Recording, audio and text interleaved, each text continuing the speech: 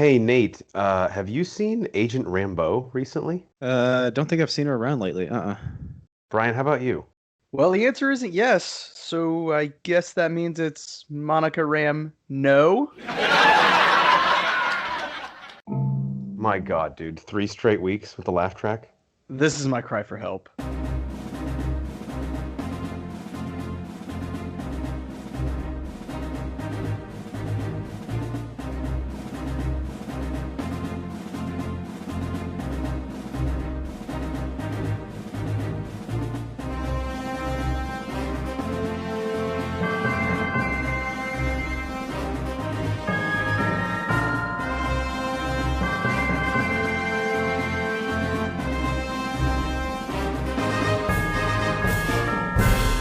Welcome in to the Bro 4 Squad podcast, where we are just a bunch of bros drinking beer and watching TV and movies. This is our review of WandaVision Episode 4.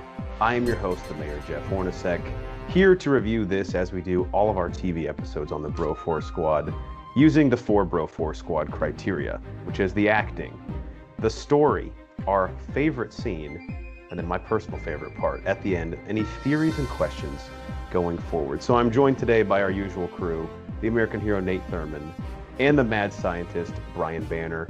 Let's dive right into it. The acting and cast, Nate, we'll go to you first.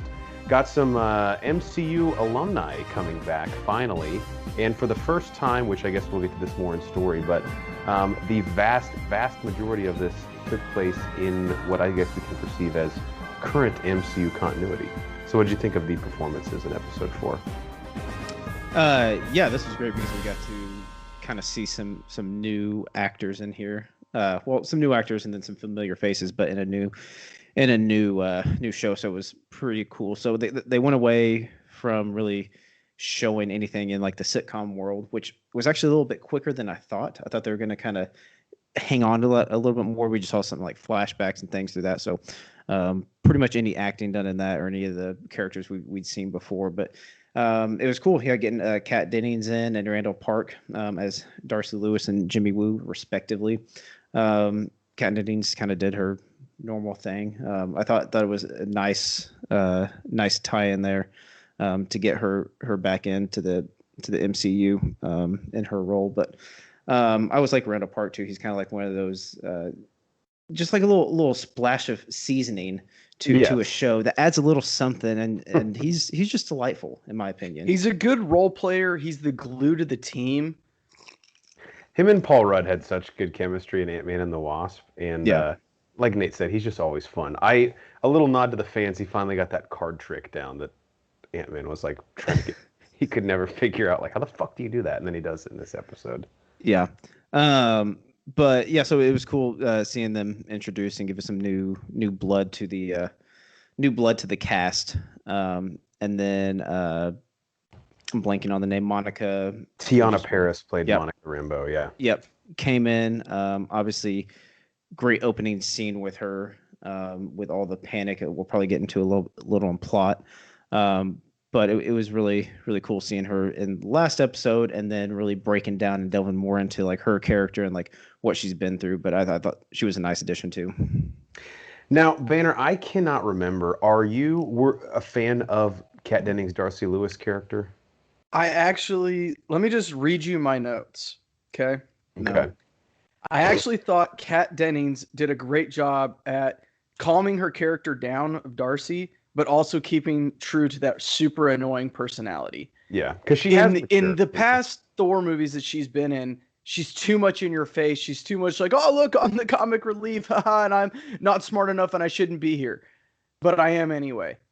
But then in this episode now, you're like, okay, well, maybe she isn't as dumb, and she's actually starting to take some of those steps that we saw Jane Foster take in the Thor movies and kind of thinking outside the box and going, oh, well, what about this? What about that? But yet she was still kind of that just fucking annoying. But it played a good role in this. It fit much better in this setting than it did in the Thor movies, I thought. I think that seeing her again in this, I realized that I actually missed her more than I thought. And I know that she is a very polarizing MCU character. in both the Thor movies. People have said that she kind of takes you out of the movie, and especially in Thor: The Dark World, because that was sort of Marvel's. Um, that's when they didn't really have Thor figured out, and they tried to go really kind of cynical. It's their worst with it. movie. Let's be honest with ourselves. Well, Iron Man 3 is, but yes. Well, okay, no, but that's fine. But I see what you're saying. But something about her and Agent Woo together was just so fun. And I really did love too, because I think the great thing about characters like Darcy and Agent Woo is that they can sort of poke fun at the MCU, like while they're inside of it. Like Darcy being in that van with all the different experts from their respective fields. And she's like, okay, so we have a meteorologist, a mathematician, a biochemist. So basically they have no fucking idea what is happening here. So they brought like one person from each field because they're like, well, one of you will have the expertise we need. Yeah, they brought in a mixologist from Smoothie King as well. They didn't mention that. That guy actually was just part of the catering truck that they have out front. He just missed that. There wasn't enough room in that van, so he had to hop in this one. Yeah, Nate, Sword likes to take care of their employees. Now, you still have to pay for the smoothies, but the truck is up front. You get a 15% discount, though, so it's nice. Yeah, nothing's free. I'll say this, too. Tiana Paris as Monica Rambeau. I thought she was great the previous few episodes as Geraldine. I think she kind of struggled here. She was trying to be too hardcore, I think. And it's tough because her character in this episode, especially in the beginning, had like her dialogue is so exposition heavy. Like pretty much her first 3 scenes, and we'll get into this in a second, but she's explaining what it looked like when the snap was reversed by Hulk, her connection to her mother from Captain Marvel, and then what is Sword. So it's like she really doesn't have any character development because she has to tell us what the fuck is going on. And I just thought she had some tough dialogue, but I'm really excited to see her for the rest of the show just because I think the mere presence of her character here is going to be fun. I think there will be more to it, in the coming episodes because, even in this one, like you said, it was just a lot of setup when she actually was in her own role. And then there were a ton of flashbacks looking into the sitcom world and all that. But now that she'll be out of that world and back into it, episodes going forward, I think she'll develop a little better. Agreed. Are you guys good to move on to the story? Only thing I'm saying is Zombie Vision is going to haunt my dreams. Oh my God. Jesus Christ. Yeah, and I have not a theory, but I think a explanation of that coming up. Okay. So the story here, the plot synopsis, according to IMDb, Monica Rambeau, tasked with a special assignment regarding sentient weapons, goes missing. Banner, what'd you think of the plot here? I actually, listening to that synopsis, I don't quite think it fits the episode. What I say is that the first 3 episodes gave us kind of the foundation. Hey, this is what's going on, which none of us fucking knew. So then they bring in this episode, and this literally just says, hey, this is what we're dealing with, this is what's going on, and this is what we're going to solve in the next 5 episodes. And that was it. They kind of hit the restart button in a way on the show, and it was much needed. Every episode coming up to this point, we've been like, I don't know what the fuck I just watched.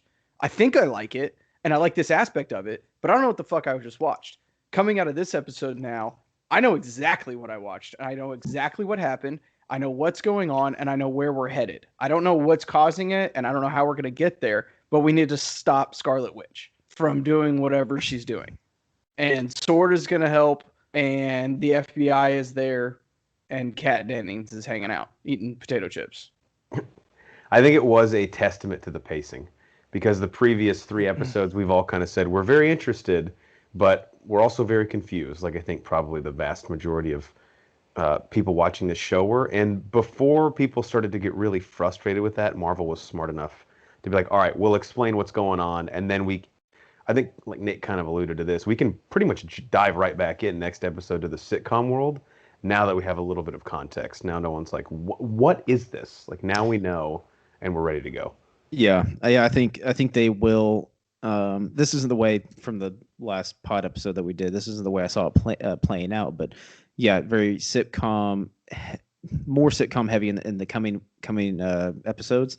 And kind of unraveling the people in those episodes and all that kind of stuff. But this one was great because there was a lot of explanation. There were a lot of kind of Tarantino-esque going back and looking at stuff. And some of the things that were pretty cool that were obviously the highlights were the drone helicopter that was from episode 1 or 2. Whenever Wanda picks that up, which that was also it was like colorized, and in her mind she kind of like changed it to make it just look like a kid's toy. So she didn't have to reveal anything or go crazy. And then FBI agent in the bee suit was explained as well. We kind of had speculation on who the hell that was until now. And then also the other thing that was kind of pieced in there as well, and there were a couple instances in the past episodes, like the radio communication, and now we see like who was communicating Agent Wu, and like how they were mistaken. Jeff hit the nail on the head on that one. Great job. Yeah, which I just thought I recognized his voice. But yeah, like Nate said, it's fun now to go back and rewatch those episodes now that we see the other side of other side of Westview. And it's cool seeing from their aspect of watching on the old TV now, and we saw glimpses of it in the previous episodes of her augmenting her reality that she's in right now. But there was even more that was edited out whenever it was being broadcast. Like they didn't see like Dottie break the glass or anything in her hand. That was all cut out. So really showing her control in it, which was kind of not a huge reveal at the end. But whenever Monica's like, oh, it's all Wanda, it's all her. And now we can actually enjoy the mystery, which like we'll get into theories and questions, like the main things we're still excited to see, as opposed to just being frustrated by it. Like, I don't understand this concept. I think they laid it out pretty well, giving us some fun old friends from the MCU, and then some essentially new characters, because now we get an adult Monica Rambeau, and obviously the implications of that. Yeah, the one thing that I don't know if it's even going to be explained that I thought was kind of weird the way they put it in was like the collective amnesia from like the cops from Eastview being like, never heard of Westview, it's not a town. There's a sign right behind you. All right, well, see you later. Yeah, like they kind of like glossed over that. I mean, I kind of get where they're going with it, but there wasn't real huge explanation of why they have no idea what this town is. Or I'm guessing it is Westview. I don't know. Was Westview literally created all by Wanda? I don't know. Westview. Westview. Yeah, different East Westview. I really like the fact that they essentially told us exactly in the timeline where this is all happening now. We know this is 3 weeks after the events of Endgame, which I think is really, really cool. Them showing the chaos that went on in normal society when everybody returned from the snap, when Hulk snapped everybody back. That's not something that I don't think I really ever thought of until now. But was really cool, just a little thing. Oh, yeah, we're just going to sprinkle this in. It literally has no weight, to my knowledge, on the greater story, but it gives us a little bit more insight to the mindset of where their society is, and everybody just barely returning. You're saying the blip doesn't have anything bigger to do with the whole story? No, like when this is happening. Yeah. Whether this happens 3 weeks after the blip or 6 months after the blip, it doesn't matter. I'll disagree. Well, that actually ties right into my best scene, which is that opening scene. Yeah. Where we see people coming back from the blip when Hulk snaps his fingers and everyone erased from Thanos' snap returns. Because I didn't even realize that it hadn't been explained, but yeah, we really haven't seen. I mean, the closest thing we see is Scott Lang walks into like the corridor of Avengers HQ and those hummingbirds come back. You know, and we never see them materialize. But to see it would be chaos, just as when people disappeared, them coming back. Like, you're at a hospital, it's probably someone in your room. I think in Spider-Man Far From Home, Aunt May jokes that like she came back in her old apartment and like a Cuban family was living there now. Yeah, I think a hospital was like the perfect scene for this to happen. And like, a hospital is already a place that is going to have chaos in it. And then adding this back in, people appearing from the blip, it's just going to add that other level. But yeah, I was watching this and like, I was the first one of us three to watch it. And immediately 1 minute in, I was texting you guys 1 minute in. What the fuck? This is awesome. Yeah. And then a great arc to go forward, introducing Sword to Monica Rambeau, because she learns that her mother survived the snap, but unfortunately passed away from cancer in the intermediate years, that 5-year gap. So I don't know. It's all just really interesting. And obviously the great thing about the MCU is all these characters are living through the same events. So it's just so much fun to get to see their different perspective on things that we've seen in other films. And obviously the snap is the culmination of 22 movies thus far, so it's probably the biggest event that will affect all of them. I really like that in the show they're calling it the blip. I never would have thought that, because those people have no idea that Thanos snapped his finger. Mm-hmm. So they're not calling it the snap, whereas the Avengers call it the snap. I don't know. I think that's really cool too. Yeah, I like think in Far From Home, that's what they call it on the news broadcast. Is that? School. I couldn't remember. Yeah, the blip. Because that's when they show like the marching band pops back up on the basketball court in the middle of a basketball game. Oh yeah, that's People right. like smash into them and stuff. They're like, what the fuck? And then obviously that one kid in Peter's class who didn't vanish, was in 5th grade, and now he's like a huge ass sophomore. They're like, dude, what the hell? What happened? Yeah. Nate, what was your favorite scene, or was it that one? I mean, it was that one, but another one that is kind of an honorable mention because that one kind of set the tone for the whole thing, and it was the most compelling scene I think in the whole episode. But the next one for me would kind of be the jointed scene of whenever they show Wanda throwing Monica back out. There's a little more depth into that one. I think I'm taking banners, and I already knew I was. My bad. That's why I let you go first. Yeah, thank you. I appreciate that. Because you get a little more insight into her controlling everything and her powers that we obviously know she has. But and then the ending of that scene when, as Banner mentioned earlier, is going to haunt his dreams. Zombie vision. Woo! Yeah, that was and her that was rebuilding the shocking. bookshelf just shows so anything she wants to be done or undone in this world, she has the ability to do it. Yeah, and it's just her whole world she's created is cracking, and that little glimpse where Zombie Vision comes back, and she has to like shake it off and be like, "Fuck, okay, hold on, I got to really focus here for a second." Banner, I will just touch on both of those scenes because those were my best scene and my honorable mention. The opening scene, I don't know how many times we've said it on this podcast. If we haven't said it once, we've said it a million times. First scene doesn't have to be the best, but it has to set a tone.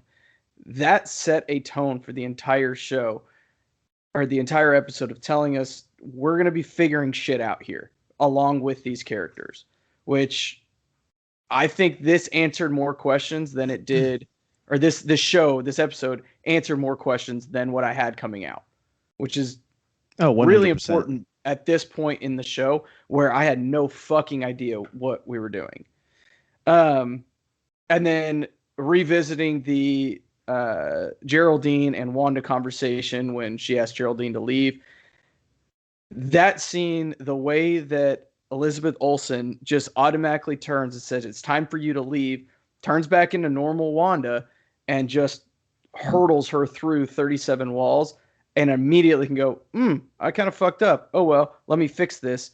Vision comes in and she acts like nothing else happens. That is, I think, tells us the magnitude of what we're dealing with. That she, like, who's going to be able to beat that? How are they going to be able to stop this? Yeah. Yeah. And yeah, if anyone can, even at this point, and there's some things in theory we'll get into. I'll leave it for that. Yeah, do we just want to dive right into theories and questions? All right, so my first one, this isn't really either. It's just kind of how I interpreted that Zombie Vision scene, Banner said. I read an article on Collider where Paul Bettany is like a national treasure because the guy is just incredibly honest. And he said there was originally a scene for Avengers Endgame that I believe they might have even shot, and it never made it into the film. But at the end, after Wanda talks to Hawkeye by the creek in Tony's funeral, she goes to either a morgue or maybe SHIELD headquarters, and she's looking at Vision's corpse, like on a table.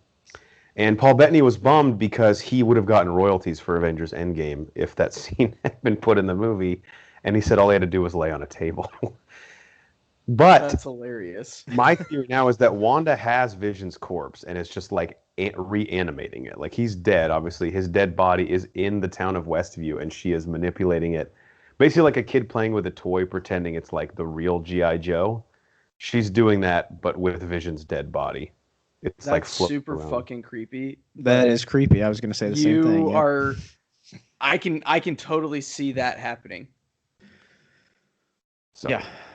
that's Wow. my first one. Let's go round robin. Nate, we got. Let's see. So a lot of the things that I'm dwelling on and kind of questioning and kind of forming theories around are the townspeople in there. So we got some answers. Some of the people in here are actually real people with real identities. Now we're trying to piece together, why are they in there? Do they know they're in there and all that kind of stuff? But Agnes and Dottie don't have any identities that they can link up with. So I know Agnes is one that we've already kind of linked to another MCU character, but the real question is, who is Dottie now? I have no clue. Really trying to pinpoint why she doesn't have an identity or anything. I don't know enough about the comics and everything to tie in to these ancillary characters or anything, but wanted to get your guys' opinion on that. Banner, can I go first? I have Please. This is actually one of my theories. So Agnes, I believe, is Agatha Harkness, the evil sorceress. And now that Nate brought that up, maybe Dottie is Mephisto.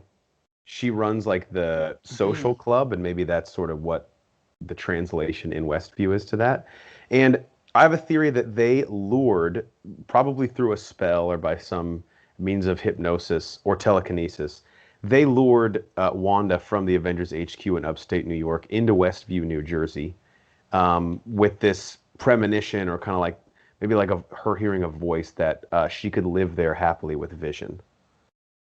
And she goes to Westview. They entrap her there. They're trying to utilize her powers. And perhaps Dottie is Mephisto. And I'm almost 100% sure that Agnes is Agatha Harkness. Yeah, I'm pretty sure that one's almost all but proven through some other theories and people piecing it together. But that is a great other theory for Dottie. And it totally makes sense. I really hope that is what it is, because that would totally play out well with getting Wanda into this world that she's in. But yeah, I've got something else I'll touch on in a minute, but you can throw it over to Banner. And I don't believe I've lived in New Jersey. I've never heard of Westview, but assuming Avengers HQ is in upstate New York, like if Wanda were to be hearing this call like in her dreams, it's probably like 40 minutes away via a car. So like she could be lured there, and that could kind of be the setup for where this all starts. She's able to live this idyllic life under a spell, and they're kind of manipulating her there. Yeah. Brian, what do you think? I think that's very plausible. I have nothing to refute that. Rebuke that? Refute. I have nothing to prove that is. Yeah, let's go with refute. But I think Wanda, and I said this, and I'm just kind of elaborating this from last week. I think Wanda either knew she was pregnant or she got pregnant at the beginning of Infinity War. More than likely, I think she knew she was pregnant, and she either just told Vision or was going to tell Vision that she was pregnant, and then obviously Vision gets a scepter stabbed through his heart, and the events move on. Now, I know that it's 5 years later, but if she was snapped away, she's like, would she lose the baby if she just came back like nothing happened? They have no memory of those 5 years? Yeah, that's a good question. I would assume not, because that fits my theory better. So now she comes back. She's super hormonal and pregnant. Oh, and you killed the love of her life. She's going to be pissed, which is why she was almost able to take on Thanos by herself in Endgame. And she would have killed Thanos. She would have killed Thanos, Yeah. right. So hormonal and pissed, that makes sense there. And then now we know we're 3 weeks past that event.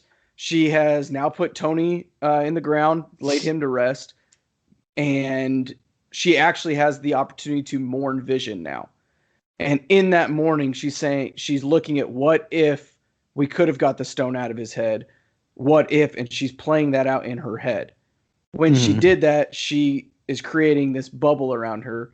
And maybe somebody infiltrated that, or maybe somebody is helping her with that. I'm not exactly sure. I haven't figured that much out. But I think a lot of this is the stress of her mourning the death of Vision, because she finally has a second to, stop and think about what happened and reflect. Yes. Yeah, I think that's been kind of the ongoing solid theory, and I think that still has a lot of legs, because that makes sense of like a coping mechanism for her. I got one. So Josh Stamberg plays director Hayward of Sword.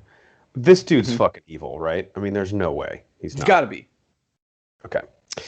I don't Um, know.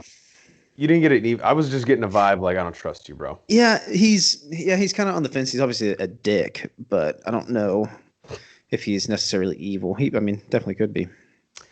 And I have a little bit of a theory that Sword will them being sort of like the Shield, but wanting to focus on space primarily. I think we might get a little tease or an introduction to the mission to space regarding the Richards family, Ben Grimm, and Johnny Storm that creates the Fantastic Four. Since we now know that that movie has been greenlit by Marvel and will be directed by John Watts, the Spider-Man director. So it's Interesting. just a prediction I had now that they've introduced Sword and the sort of the space element of the MCU is probably going to be more at the forefront now that Yeah. the snap happened. Obviously, the whole world, the whole galaxy is fair game. Nice. What else do you guys have? Yeah. Well, I'll kind of piggyback because this was a theory, and then Jeff's kind of a explanation of Dottie really tied in and would make this more plausible. But obviously, we're thinking like Wanda is kind of like in her own little safe haven. She's this is a coping mechanism, all that. I'm thinking that she may be in this environment and it may be due to someone else's accord, which would make sense if Agnes and Dottie are really controlling this Mhm. as two other people. So that really ties in well with what I was going to say when you said that. But I feel like they're making her feel like she has control when she really doesn't. Yeah. The ultimate control will be with Agnes and Dottie. But they're just giving her that sense of security by letting her control the environment and letting her do all these things. But there's obviously a bigger play here, and I think after this episode and your kind of explanation on who we think Dottie and Agnes might be, I think they might be the masterminds behind all this. Yeah, I'm wondering what they want. Like, Mm-hmm. it would be really cool if they want, for some reason, Wanda to rip open the multiverse, and so they're maybe trying to get her to like find I like it. Pietro or find some other version of her life where none of this happened. Yeah. Because obviously that ties into the Doctor Strange sequel where we don't know Wanda could be the villain in that Mm-hmm. or and maybe the anti-hero. Because in the comics, and Brian, correct me if I'm wrong, even in House of M, she's not intentionally trying to be evil. She just loses control of her powers essentially and kind of I makes believe so. Yeah. She's one of those you can't really pin her as a good guy, but you can't pin her as a bad guy either. She's Yeah. just kind of there. I like Yeah. that theory, Nate.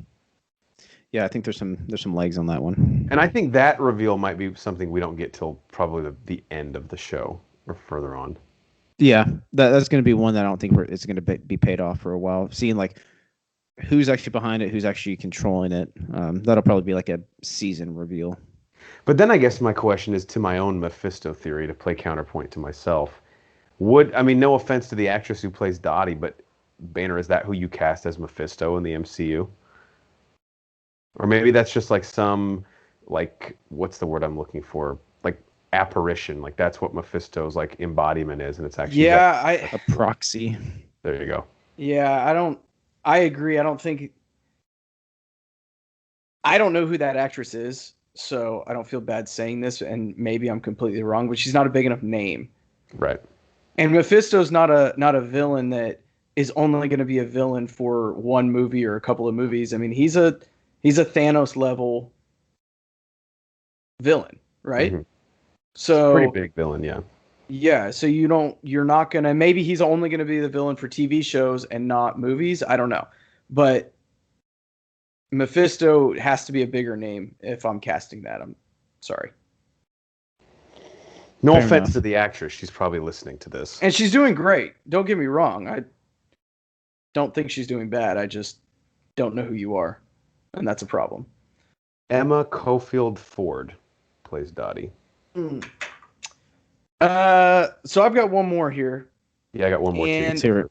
I think Wanda is gonna. Obviously, we know she's gonna fuck something up, but I think that the whole plot and what Winter Soldier and the Falcon is gonna be about is dealing with the repercussions of WandaVision. Whether that's cleaning something up that that have some people went crazy or something and they're cleaning that up in Westview, or she caused a chain reaction for something to happen elsewhere. But I think there's going to be a direct tie between WandaVision and Falcon and the Soldier, or Winter Soldier and Falcon, whatever it's called. Yeah, because we're assuming that, again, it's some time could have passed between the snap and when Falcon and Winter Soldier starts. But if anyone who was at Avengers HQ, which I know was fucked up, but that's the same proximity. I mean, New Jersey and upstate New York are like right there. So these events, whatever's happening in WandaVision, could directly affect, like they could almost be like seeing them from where they're at. Right. Mm-hmm. If that's where they are. Yeah. And speaking of proximity, the Miss Marvel show, which is filming now, young Kamala Khan lives in Jersey City. She, of course, becomes the future Captain Marvel.